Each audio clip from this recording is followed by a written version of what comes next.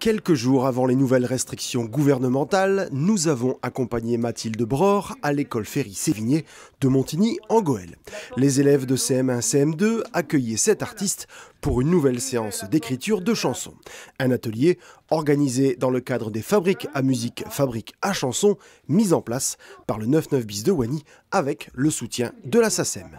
Dans ce terme de fabriquer des chansons, c'est leur permettre de concevoir que ça n'existe pas et tout d'un coup ça existe. Ils sont capables de créer ensemble.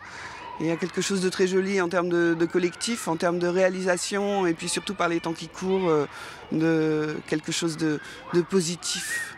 Membre du duo pop électro tempo drama avec Gaspard Furlan, Mathilde Bror écrit de nombreuses chansons.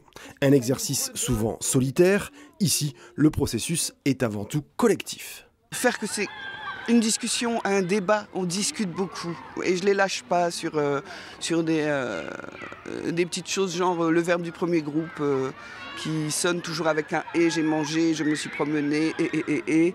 Ça donnerait à une chanson un air un peu pauvre, alors que là c'est l'occasion justement d'aller rechercher des mots, de rechercher leur sens, de les solliciter, oui c'est une interaction. Lancé par l'institutrice de la classe, Madame Dewayy, ce projet permet aux enfants d'aborder des thèmes parfois compliqués ou très ancrés dans l'actualité, bref, de les sortir de leur zone de confort. D'abord, on choisit un thème et après on essaye de mettre des mots sur le tableau et essayer de faire une chanson. On le voit sur les sujets des premières chansons, ils sont partis sur la nature mais en faisant des métaphores avec l'humain, etc. Ensuite la deuxième chanson, ils sont partis sur la différence, sur la tolérance. Donc oui, c'est des sujets qui ne parlent pas beaucoup si on ne passe pas par ces procédés en fait.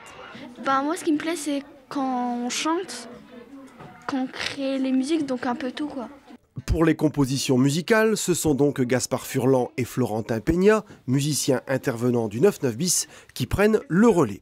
Tous se sont donné rendez-vous le 25 mai prochain à l'auditorium du 99 bis pour un concert final.